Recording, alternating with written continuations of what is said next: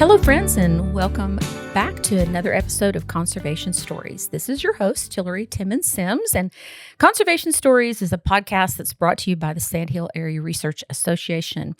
And we are based right here in the heart of cotton country. And we have someone who has been in the cotton industry for a while, and especially on certification kind of ideas of what are ways that we can market, what are different customers looking for, and what are brands looking for. And I have asked Daren Abney to join us. So he's a local boy. He's a Lubbock boy, right? I am. Hi. So Daren, did you grow up in Lubbock? I say I grew up in Lubbock because I moved here when I was in elementary school. So there you go. Grew up in Midland, Odessa area. Came back up here to Tech. Yeah. Okay. All right.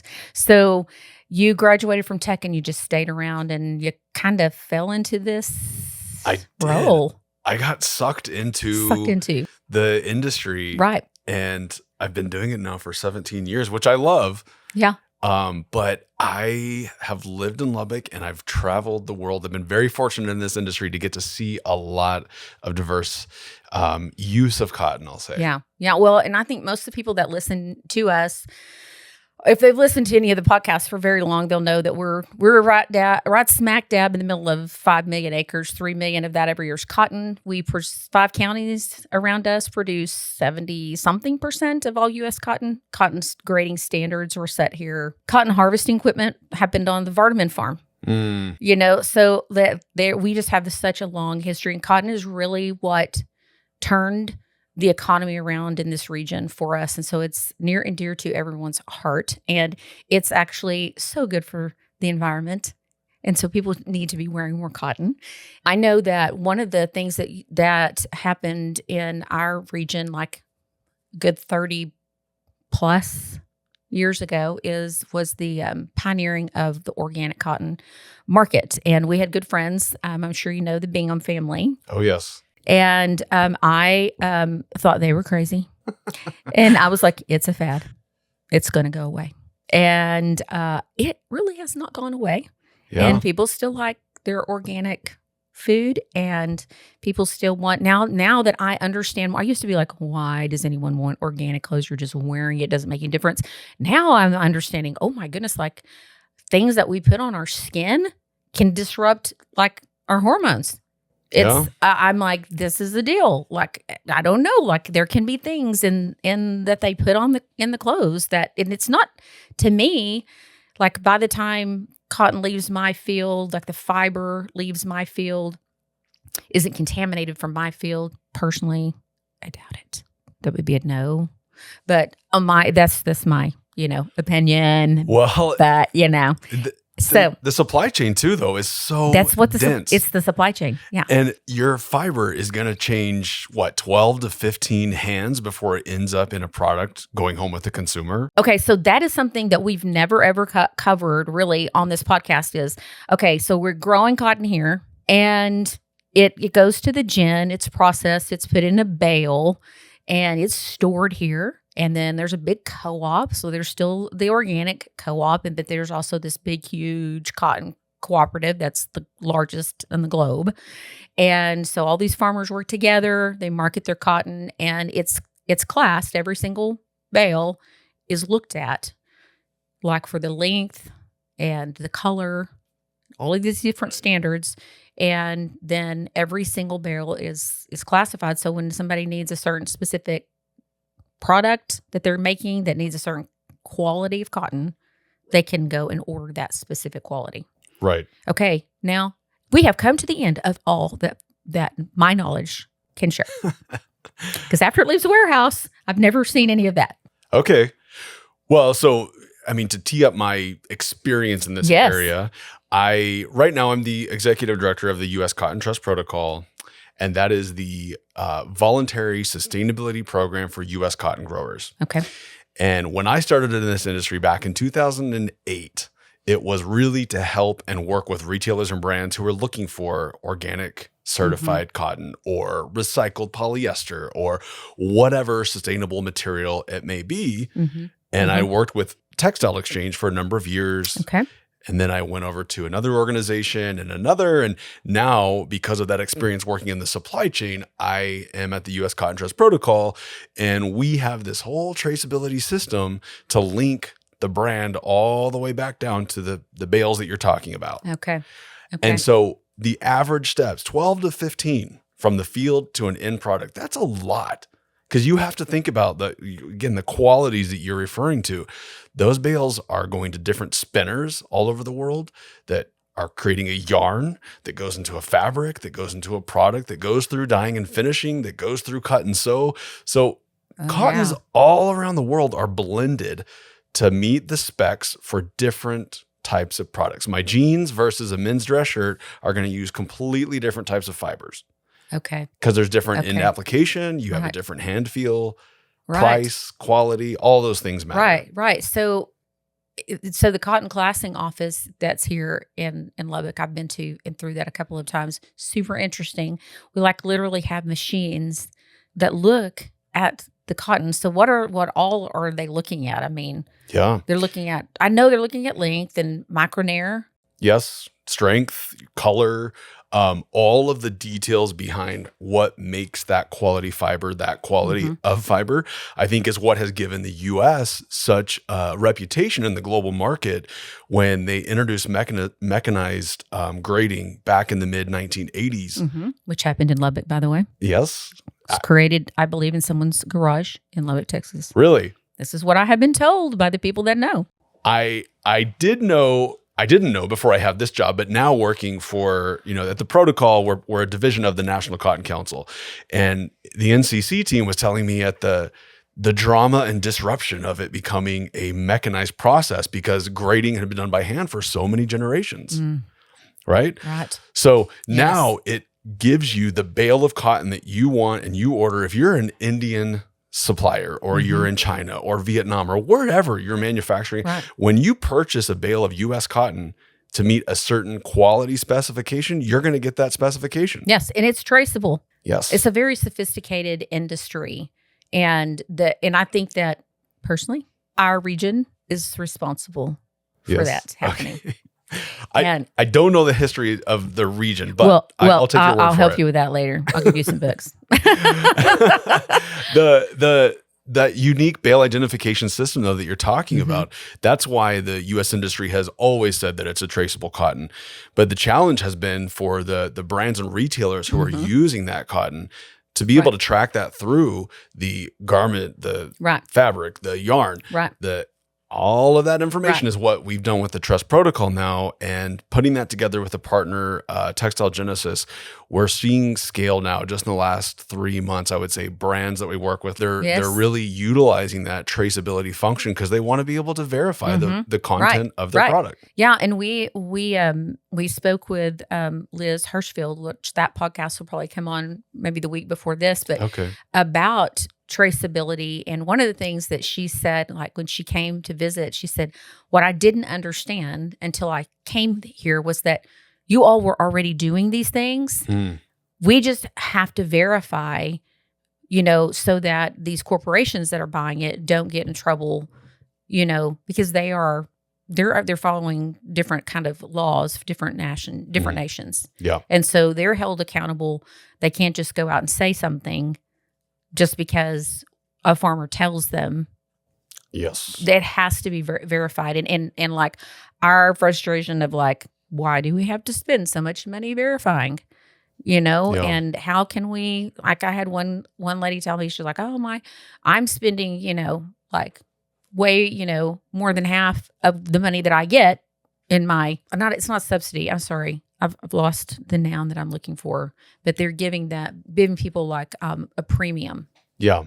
Right. Okay. So her premium that she gets paid, she's like, I spend like 3/4 of it on my certification. Yeah. Having that independent third party verification certification come and do the inspection and say, yes, it's the concept of not checking your own homework, right?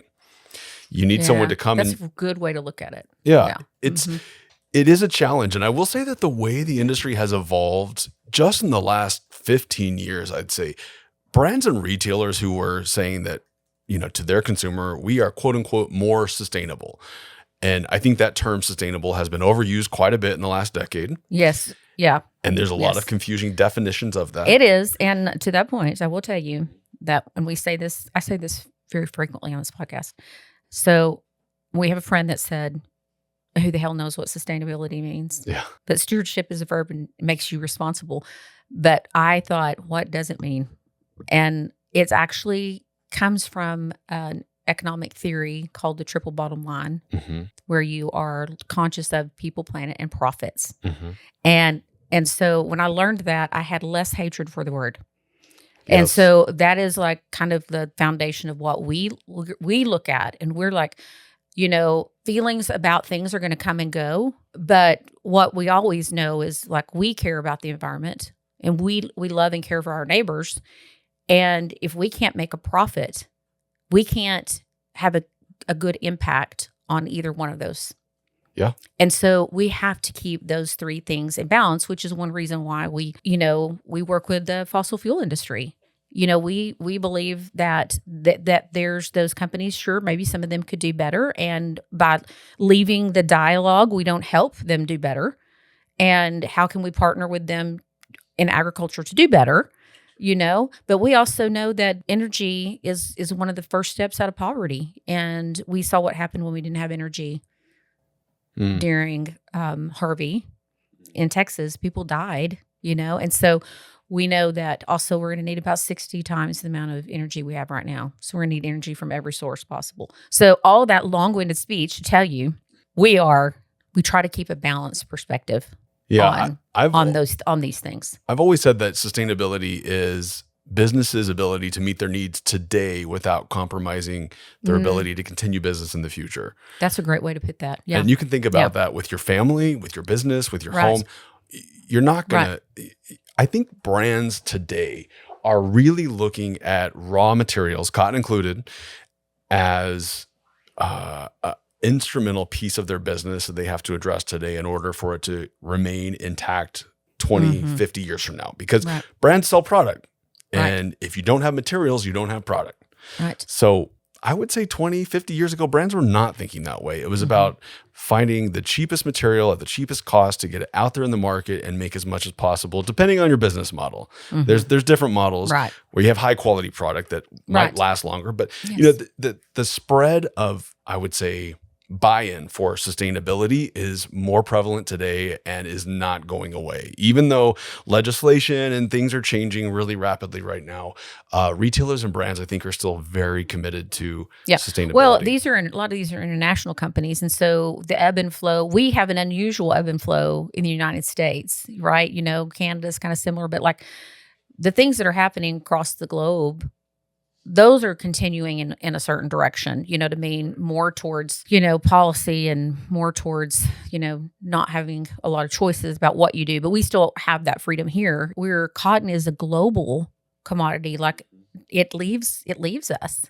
That's why I don't know, because I've never followed it across the ocean when it leaves Texas, but it all leaves us. We don't have our mills here anymore. And and I don't think that's coming back. In the way that it used to be. Yeah. Just economies of scale, investments that have been made in other places of the world. Brands and retailers are going to continue to diversify. After COVID and the pandemic, we saw that they really started to look more at nearshoring in Central and South America. Right. But still, you cannot operate business the way they are today without those international supply chains. So as one of the largest consumer markets in the U.S., of course that product's coming back to us. Because it leaves, we do lose a lot of that economic value because it leaves. And that's something that it's been gone for a while. And I agree, like bringing that back, and then the kind of jobs that would need, those jobs that would need to be filled. I'm not sure that we have the labor force for that as well. So yeah, I think you're right. I do think some of it has come closer to home though, right? It's probably a lot of it's in Mexico too. So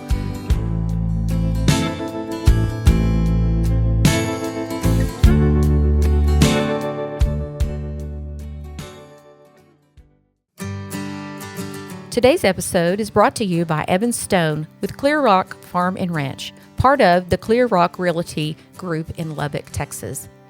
Evan understands West Texas land, agriculture, and what it takes to buy and sell farms and ranches in our unique region. If you're ready to make your next move, trust someone who knows the lay of the land. Visit Evan at clearrockrealty.com, serving Lubbock and the surrounding communities. Clear Rock Farms and Ranch, your partner on the plains. What is it in your mind that makes cotton such a valuable fiber? Well, cotton is the most widely used natural fiber, and more studies are showing the impact of microplastics in our environment, in our bodies, in everything we eat and touch. And as a natural fiber that naturally biodegrades, I think it plays a really important role for textiles. But there's also the comfort aspect of it, right? Yes. Like I like a cotton t-shirt. I want to have cotton to sleep in. And I think as a natural fiber, the thing that makes it also so attractive and just, an important part of this world is the fact that cotton is grown on family farms. So the social aspect of that, you have that real connection to people who are working the land, stewarding the land, looking at soil health, all of those things that really, without sounding too much like a hippie or a tree hugger here, yeah. I think it's an important aspect of the world that, growers are the foundation of society. And if we don't have that, then we've got a problem. Right. Exactly. It's about security, national security. And for us, it's the security of our economic region, and I think we're going to see in some diversification, of production methods and crops as we run out of water, but I think that there's also, if you listen to our podcast, you will be encouraged about some of the solutions that we talked about in the past. So, but back to like this certification ideas. So we visited some with Liz about like, what is it? Like, what do they want to know? And we never really got down to that. Like, what is it? What do they want to know? Do they want to know like how many times I sprayed pesticides? Do they want to know like how much water I used? What do they want to know? They meaning the brands. Yeah. Like, so let's say because someone's going to come to my farm and audit my farm. Sure.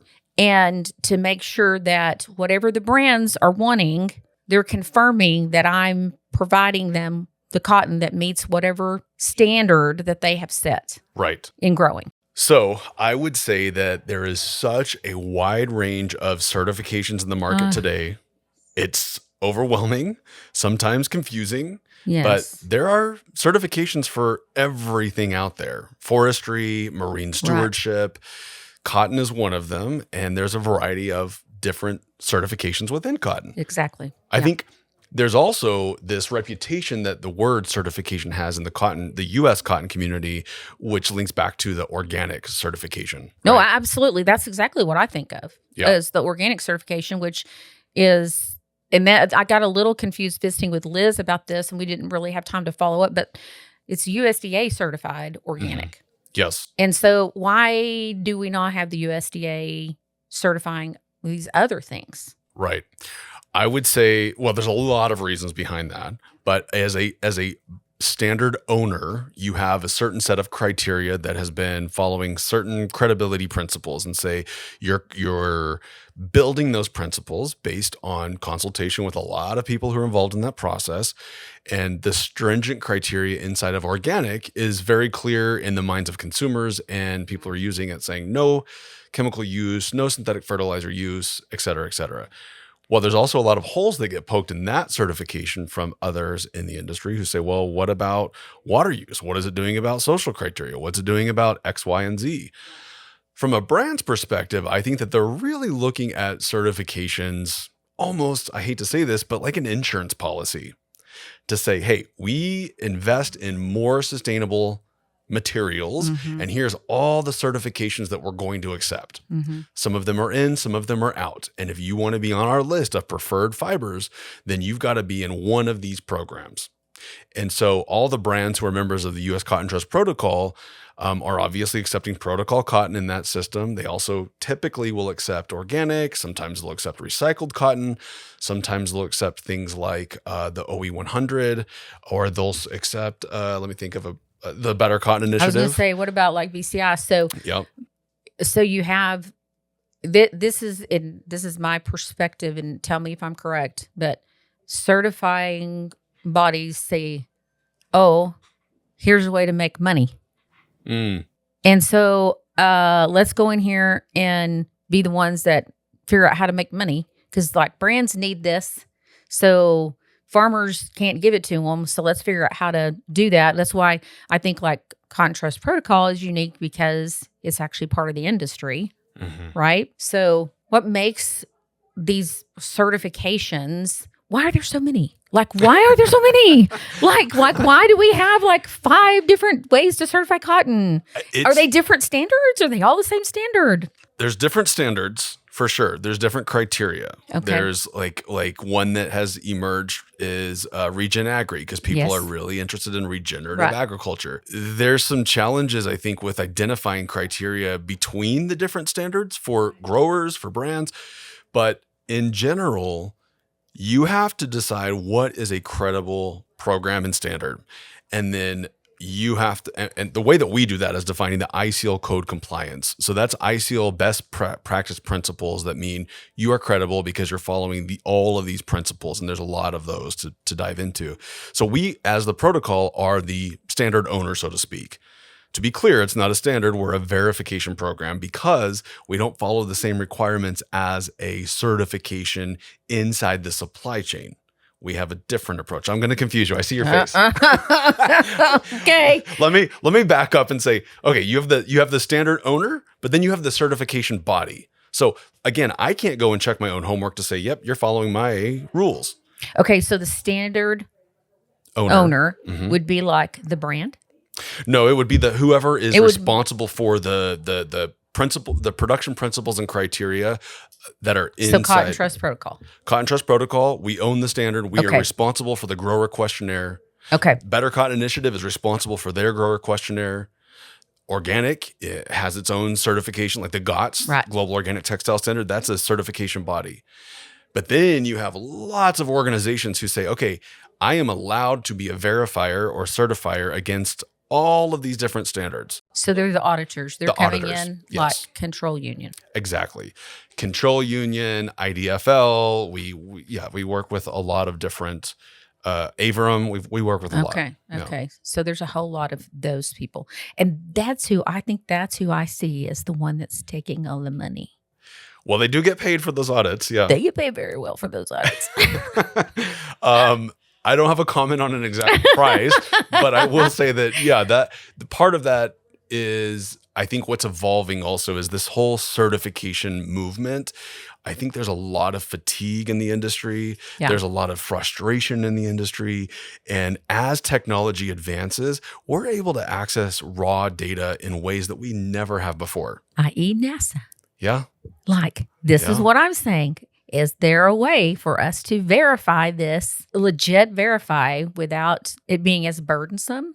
Like, hey, I can just pull this data, like it's there, I don't know. I'm like, this is something I discussed with Liz too. Like, what's the potential for this? I think it's the thing I'm most excited about with the protocol is that we're looking at what we're calling precision assurance. That's there you go. Okay. Deeper and using information that is publicly available and looking at unique things like satellite imagery to say, okay, there was crop rotation on this field. You don't have to send someone, pay someone a couple $1,000s to come and do the inspection.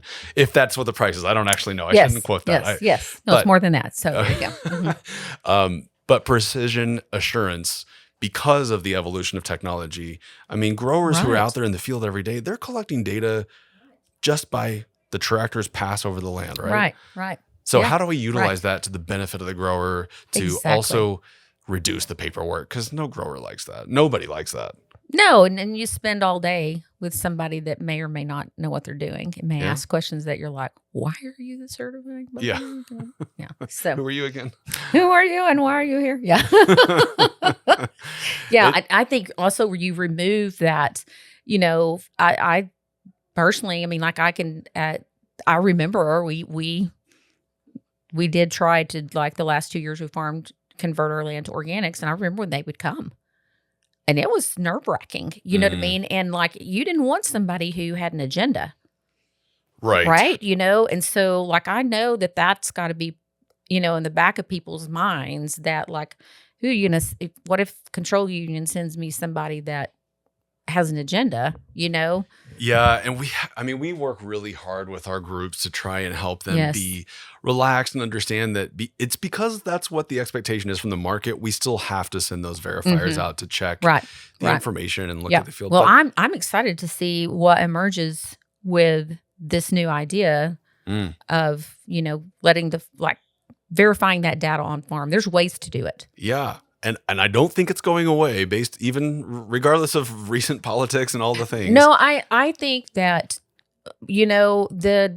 I think our generation was probably the last generation that wasn't trained to think about things like that. Like I didn't grow up. I would say that I was an anti-environmentalist.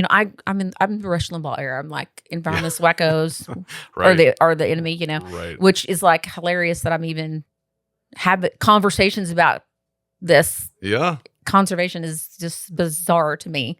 It's not a place where I thought I would end up. But, I see opportunity. That's what I see, and so I also go, I totally misunderstood. I was too blind, and I see people that took advantage of the opportunity that organics brought them. They were able to diversify their portfolio on their farm. That is exactly what the U.S. Cotton Trust Protocol was built for, is to set the table so that you can come and tell your story.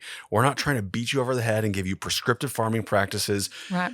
But how do you utilize the tools and resources to be able to showcase that to the world that you are doing things more sustainably? Right. Well, and we had this discussion earlier today. We've recorded 5 podcasts today. So earlier today, which is like 3 weeks ago for people listening, we discussed that whole idea of how in agriculture, we don't understand our market.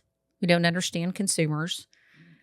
Liz brought up the point that like literally a lot of consumers do not know that there is a label in their clothes that tells them what their clothes are made out of, and and that just blows my mind. That is something I would never have ever thought. But we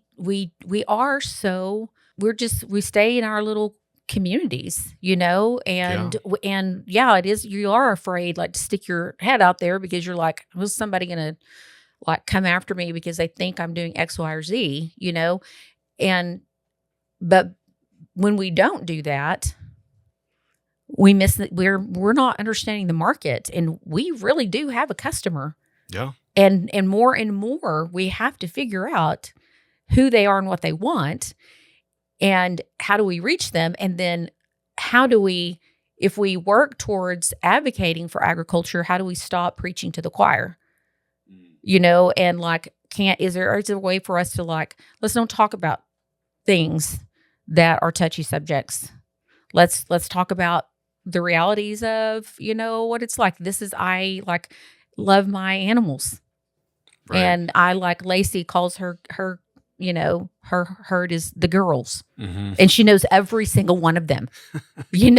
She like understands and remembers every calf that they've ever had. And, like that's the kind of story, but like the rancher down the road knows that same thing. And if we bring in conversations that isolate, because we don't know our clients, we don't know our customers, we don't know our market, they quit listening, and then we're just preaching to the guy down the road. It's interesting because it makes me think at the opposite end of the supply chain, retailers and brands, it used to be the same thing, that they were so worried about, if I was doing something sustainable, it was an organic cotton t-shirt line in the store, and that's it. And then there was this trepidation that came in like 2010, 12 period where, oh man, what about the other 95% of product I have in the store? Is the customer going to call me out? Am I going to be bad for that? And there was this big shift in just looking at all materials. And recently, in the last few years, there's been this recoiling of talking about their materials or any kind of sustainability for fear of getting in trouble. Right. And I think brands who are succeeding right now financially are getting out there and talking about it. They're showing their customers, this is the source, this is what we're doing, what we're working on. We're not perfect, but we're working on it. Right. And that's one of the things, Liz, that is all, being authentic about the way you talk about these things, and the folks that are still out there doing that are trying to do it in an authentic way, which I think that really that resonates with people. I think we've gained a lot, through the use of our cell phones, and we know about all kinds of things, but we've lost a lot of the relationship, ability. It's just like Liz saying, when I came, it changed everything. We've got to do more of that. And what you just said about being authentic, I think that goes back to one of the earlier questions you asked. What do I love about cotton? I love that if you sit down with a cotton grower, you're going to have an authentic conversation. And it's true. It's so true. And it's what draws people in, which is why I think anytime we bring these guys from retailers and brands who work in their office in New York or San Francisco and have never been to a cotton field, and they get to see it and touch it and feel it, it's a forever education. They're going to carry that with them the rest of their career. It would be so fun, to me, to really do honing in on Lubbock, the consumers in Lubbock. Oh yeah. They have a vested interest in the cotton industry. They don't know it, but so much of their economy, and so we've talked about we definitely need to have, field days for consumers here, and introduce them to agriculture. But it'd be really cool. And I've seen some cotton, one of the cotton, there are many facets of the cotton industry. Uh-huh. And one of them has been doing an awareness campaign, someone's been going around Lubbock even and saying, hey, at this Walmart, here's BCI tags, and, here's this cotton, and here's this cotton, and here's this cotton, And so, but it would be really interesting to see, how can we educate Lubbock consumers? We do a specific targeted campaign towards Lubbock consumers. Would the use of cotton, or would it go up? Cotton apparel? I mean, the challenge today is really the availability of cotton. It's because it's not as cheap as polyester, the synthetic oil fiber.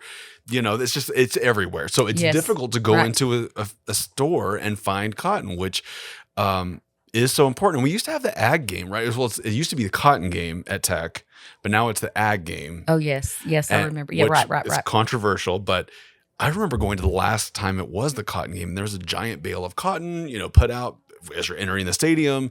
And that was always a big community moment. Yeah. Mm-hmm. Yeah.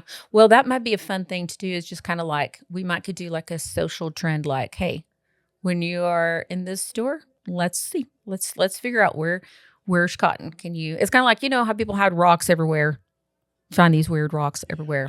Hey, I won't name the company, but there was a local company recently I went to. I was looking for a new dress shirt, and every single shirt was synthetic. And I was asking the owner about it, and she said, yeah, it's real sad because my grandfather was a cotton grower. And I'm like, what? You have no, she's like, I can't find it. I cannot find the quality cotton that I need for my store, which is disappointing, right? So more of that. I see there's more of a concerted effort, especially as consumers become more aware of what natural fibers mean and how important they are to the environment. Yeah. Yeah. And people care, and there's people even currently where we are, they care, I think that there's folks that care, and we really are, it's important. And I think that it's going to continue to be, but we can't lose sight of the profitability side for the farmer and for the brands and retailers along the way. I completely admire and respect growers because that is not an easy job. It's not. And I did look up a while ago, cotton's at 66 cents. No almost comment. 67. It's just, people don't know. That is what it was like oh my gosh, decades ago. Mm-hmm. Decades ago. But like the input costs are up like 100% from decades ago. I know of a few growers that are going out of business this year. It's not good. I'm not surprised. My husband and I went through bankruptcy in 2011, and we recorded a podcast to discuss that because, we need it. I hope people will listen to that, if they're going through bankruptcy or trying to make decisions, because we really wanted to remove some of the shame of that, by talking about it. Sure. And remember, and like help people understand, like, hey, here we are, a decade beyond that. And hey, there's life after that. And you can be happy. And even if you never wanted to do anything but farm, you just never know what's next, Well, I know we're almost at time, but I'll just say on a positive note, I do feel extremely lucky and blessed to be able to work in and around this industry for so long because there's so many great people that really do care, like you said. Yes. And I think that, it's not that deep caring and empathy is not going to change. Right. I think that is exactly right. And we excited about, I think, the potential for helping on our side, helping agricultural connect to different industries that can provide value, and Lacey and I've been going to produced water events. Now, Lacey, she's got 2 speaking engagements in the next couple of months in that industry, so it is time to get out of our silos and start working together and collaborating, especially, here these pump jets are on our fields, it's a perfect collaboration. And I remember about 4 years ago going to an energy event and saying, the way you feel about how people respond to you and your industry is how we feel. We feel like we get attacked as well, although I do think some of that in the ag industry is coming back around as people after COVID have started to understand, like, we need farmers. Sure. And they are actually the answer to some of the problems that we see that we have. So that's kind of interesting to me. But it's genuinely the backbone of civilization, and we have got to. It's a daily struggle for me to educate my kids on just some of those basics. Oh, it's true. It is. It's important for society and particularly for us. So thanks for coming. Yeah, thanks for having me. It was great to catch up today. Yep, it was really great. Daren, I appreciate you giving us your time and lending your expertise so that I could grow my knowledge and the listeners get to do that as well. So, well, friends, thanks for joining us again for this episode of Conservation Stories. If you have found it to be helpful and enjoyed any of the episodes you've listened to, would you please like and share that? It's super helpful to us. And we look forward to another episode coming at you next week. Conservation Stories.